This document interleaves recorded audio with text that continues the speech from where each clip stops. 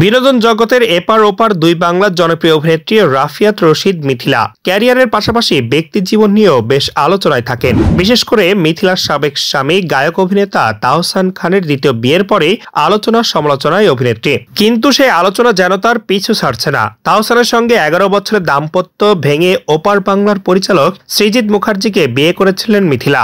সেই সংসার সুখেরই চলছিল তাদের, কিন্তু হঠাৎ করেই সেই সুখের সংসার অতীত হয়ে গেল।